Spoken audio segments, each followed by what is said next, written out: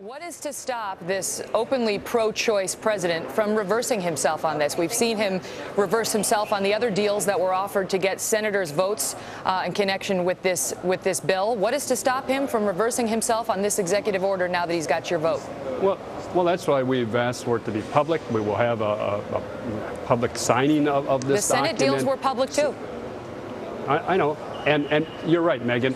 There's nothing that would stop this president from a month from now, a year from now, 10 years from now, of repealing this executive order. But there comes a point in time when you have nothing to stop the abortions that you believe will happen in the community health centers, or at least a document to say, look, we promised, because it is a full force and effective law, if the president would revoke it, there's nothing that would stop either pro-life groups or pro-choice groups from going to court and challenge this executive order, saying it should stay in force. But Congressman STUPAK, the response from your supporters would be, yes, there was something that would have stopped this, and that would have been your no vote. If you and your pro-life contingent of Democrats had voted no, Nancy Pelosi didn't have the votes. This thing passed by 219. She needed 216. Without you and your pro-life contingent, this would not have passed. Well, by the time the vote came up, as I've always said, I had 12 members who were standing strong with me.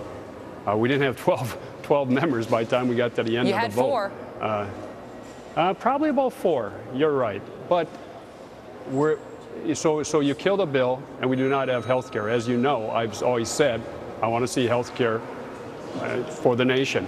Look, we've stayed true to those principles. But you always said, Congressman STUPAK, you did stay true to it. You always said you wanted health care reform, but you always said you were not going to vote yes if there was funding, public funding for abortion. That's why it's so confusing, because Megan, you're acknowledging that the president could reverse himself in this executive order, and you're acknowledging that if you hadn't voted yes with that contingent, the bill would have failed. So I'm trying to understand what did it.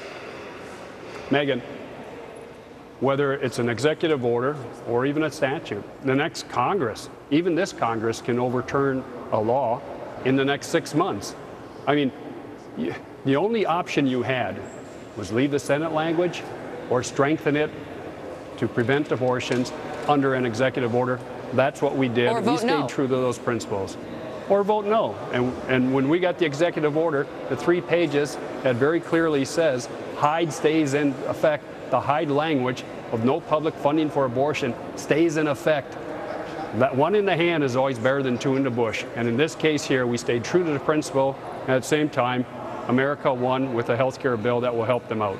I read the executive order. I don't see it clearly as you stated, but I'll tell you this, that the pro-choice groups have come out and they say, this is from Planned Parenthood, what the president's executive order did not do is include the complete and total ban on private health insurance coverage for abortion that Congressman STUPAK had insisted on. They're very thankful about that. Now came out and said, we've got a long-standing objection to the Hyde Amendment, and they're hoping to repeal the Hyde Amendment, which, in other words, the pro-choice groups don't think that you got the job done, and they're thankful for that. And the pro-choice groups are also, as you just said, are not happy with it. The pro-life and the pro-choice are upset with you. Yeah, obviously it must be a good piece of legislation then if both sides are mad at you.